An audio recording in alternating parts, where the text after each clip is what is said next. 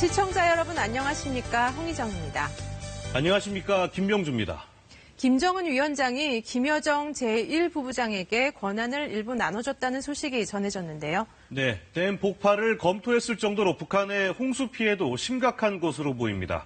오늘 주요 소식부터 보시겠습니다.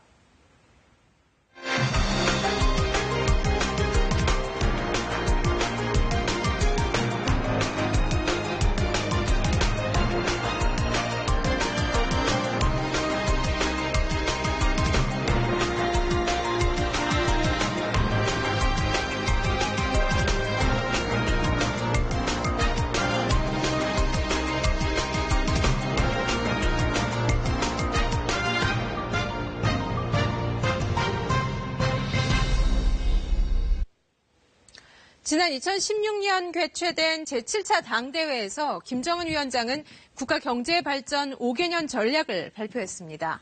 먹고 사는 문제 해결이라는 야심찬 목표를 내건 셈인데요. 지난 19일 김 위원장이 당 주요 간부들을 모아놓고 사실상 이 기간 경제 성과가 심히 미흡했다며 내년에 새 경제 계획을 내놓겠다 이렇게 밝혔습니다.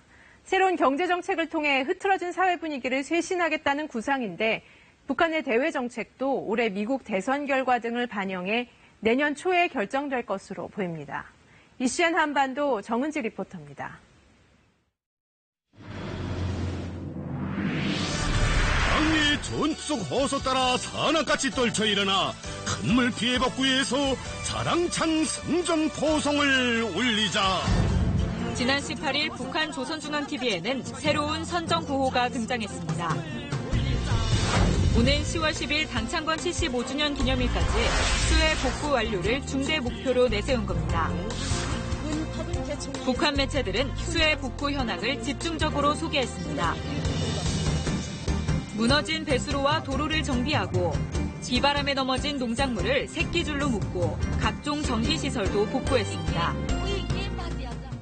그물 피해를 받았을 때는 와서 보니까 정말 벼가 다 감탕에 묻히고 맹고조 병반이 발생돼서 벼가 한심했습니다. 이제는 돌파구가 열렸습니다. 예술 선동대원들이 수해 지역을 찾은 모습, 피해 주민들에게 지원 물자를 전달하는 장면을 반복적으로 보여주며 수해 복구 참여도 독려했습니다. 어떻게 사랑만 받아안겠는가? 우리가 진된 그 시를 10급, 100급으로 하자. 이렇게 결심 품고 모두가 떨쳐나섰습니다. 북한 당국은 이와 함께 코로나19 비상방역에도 총력을 다할 것을 주문했습니다. 특히 해외 감염 사례를 집중 소개하며 방역을 한순간이라도 소홀히 한다면 참혹한 후과로 되돌아올 것이라고 경고했습니다. 여러분들에게 허사하고 싶은 것은 이 방역 사업이 결코 노릇놀이가 아니라는 것입니다. 나는 인공호흡기가 없이는 밤에 잠을 잘 수가 없게 됐습니다. 북한의 이번 홍수 피해는 상당한 수준이지만 북한 당국은 어떠한 외부적 지원도 받지 않겠다고 밝혔습니다. 수해 복구도 자력갱생하겠다는 건데요. 이런 가운데 북한이 노동당 전원회의를 열고 내년 1월 8차 당대회를 소집하겠다고 발표했습니다. 대북 제재와 코로나, 수해까지 겹친 상황에서 북한은 왜 이런 결정을 내린 걸까요? 지난 2016년 5월 북한 전역에서 선발된 3천여 명의 대표자들이 평양에 집결했습니다. 36년 만에 열린 최대 정치 이벤트, 7차 당대회가 시작된 겁니다. So we've just landed at Pyongyang International Airport in North Korea. 비슷한 시기 영국 BBC를 비롯한 180여 명의 외신 기자들도 북한 당국의 초청을 받아 평양에 도착했습니다. 집단 체조를 연습하고 평양 시내를 정비하는 등 당대회로 분주한 모습들이 속속 카메라에 잡혔습니다. Leader Kim Jong-un is our father, just like our father and just like her mother. 만 33세 나이로 집권 5년차를 맞은 김정은 위원장은 36년 전 할아버지 김일성처럼 육성연설로 당대회 개막을 선언했습니다. 주체혁명 위협의 종국적 승리를 앞당기기 위한 총진군 대회라는 것을 확신하면서 조선노동당 제7차 대회 개회를 선언합니다. 당시 김 위원장은 4차 핵실험 직후 정치 외교적으로 민감한 상황에서도 경제건설과 핵무력 건설의 병진 노선을 천명하고 국가경제발전 5개년 전략을 제시했습니다. 전원회의에서는 조선노동당 제8차 대회를 주체 110 2021년 1월에 소집할 것을 결정했습니다. 지난 19일 개최된 북한 노동당 전원회의는 내년 1월 8차 당대회 소집 결정에 방점이 찍혔습니다. 당대회는 당의 최고 지도기관으로 나라의 주요 정책과 방향을 결정하는데 내년 1월에 열리게 되면 2016년 이후 4년 8개월 만입니다. 김 위원장은 연설에서 올해 여러 측면에서 예상치 못한 불가피한 도전에 직면했다면서 8차 당대회를 열어 새로운 국가경제발전 5개년 계획을 제시하겠다고 밝혔습니다. 중대한 시기 당 제7차 대회 결정 관철을 위한 사업에서 나타난 편향과 결함들을 전면적으로, 입체적으로, 해부학적으로 분석 총화하고 새로운 국가경제발전 5개년 계획을 제시하게 될 것이라고 언급하셨습니다. 특히 전원회의 결정서에는 혹독한 대내외 정세, 예상치 않았던 도전 등으로 국가 경제장성 목표들이 심히 미진했다는 점과 인민 생활이 뚜렷하게 향상되지 못했다고 명시했습니다. 대북 제재와 코로나19, 수해 등이 겹치며 경제 성장이 목표치에 미치지 못했다는 점을 인정한 겁니다. 경제 성과를 애초에 설정했던 대로 달성을 못할 수밖에 없다라는 것을 상당 부분 좀 합리화하고 또 어떻게든 책임을 외부의 상황으로 일단 어느 정도 돌려놓는 그런 언급을 좀 하고 있는 것이 아닌가라는 생각이 들고요. 8차 당대회 내용, 전략적 노선도 결국 이런 엄중한 상황 때문에 상당히 좀 수세적으로나 보수적으로 전략 노선이 설정될 수 있다는 것을 약간 암시적으로 좀 보여주는 측면이 있는 것이 아닌가. 당대회 개최 시점이 내년 1월로 올해 11월인 미국 대선 이후라는 점도 주목됩니다.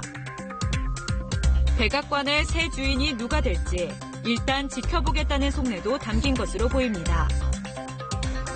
특히 이번에는 국가경제발전 5개년 전략이 아닌 계획을 제시하겠다고 한 점에 주목해야 한다는 분석도 있습니다. 계획이라는 것은 특정한 지표를 갖고서 단계별로 어떤 그 프로세스에 따라서 그 목표를 달성할지를 아주 구체화시켜서 설정하는 개념이 됩니다. 좀 더 경제를 계획적으로, 구체적으로, 체계적으로, 단계적으로 끌고 가겠다, 운영하겠다. 무엇보다 이번 전원회의 결정은 김정은식 정면 돌파 통치 스타일을 보여주고 있다는 평가입니다. 새로운 비전과 목표를 제시하면서 위축된 분위기를 쇄신하고 반성할 것은 빨리 정리하고 가겠다는 현실적인 해결 방안을 선택한 것으로 풀이됩니다. 민심이 힘이 강해졌다는 의미로 해석할 수도 있고 또 그만큼 주민들에 대해서 상당 부분 자신의 어떤 정책적 방향이 또 인민 친화적인 방식으로 간다라는 것을 자신의 어떤 정책 코드로 일단 삼은 거죠. 장마당 현상도 있을 것이고 그다음에 돈주의 등장도 있을 것이고 다양한 형태로 사회경제 체제가 변화했기 때문에 과거와는 달리 주민들이 어떤 생각을 가지고 있고 또 어떻게 움직이고 있는지를 정확하게 좀 포착하는 것이 보다 효율적인 통제 그리고 보다 효율적인 의미에서의 경제적인 발전을 위해서도 필요한 부분이기 때문에 경제적으로나 사회적으로 사회의 변화 이런 것들을 잘 읽어낼 필요가 있는 부분이 생겼다고 보입니다. 북한이 당분간 북미 남북 관계에서 관망 기조를 이어갈 것으로 보이는 가운데 통일부는 교착 상태에 빠진 남북교류 협력의 활성화를 위해 관련법 개정을 추진 중입니다. 그런데 외교부가 유엔 대북 제재 위반 소지가 있다며 개정안에 우려를 표명했는데요. 이런 가운데 이인영 통일부 장관은 북한 문제를 조율해온 한미 워킹그룹의 운영과 기능을 재조정하자고 미국 측에 제안했습니다. 이인영 통일부 장관과 해리 해리스 주한미국 대사의 상견례 자리에 이 장관은 한미 워킹그룹의 재편을 언급했습니다. 매우 효율적이었다는 긍정적 평가도 있고 아쉽지만 다른 한편에서는 남북관계를 제약하는 그런 기제로 작동했다는 그 비판적 의견도 저와 대사님이 한미 워킹그룹 2.0 시대를 함께 열어갈 수 있기를 기대하고 한미 워킹그룹의 기능을 남북관계 발전을 촉진할 수 있는 쪽으로 바꾸자는 겁니다. 워킹그룹에서 논의할 것과 우리 스스로 할 것을 구분해서 추진해야 한다는 기본 입장도 재차 강조했습니다. 해리스 대사는 바로 맞받았습니다. The working group is an efficient mechanism, and we look forward to working closely together in pursuit of this important work, and I look forward to understanding more fully the parameters of Working Group 2.0.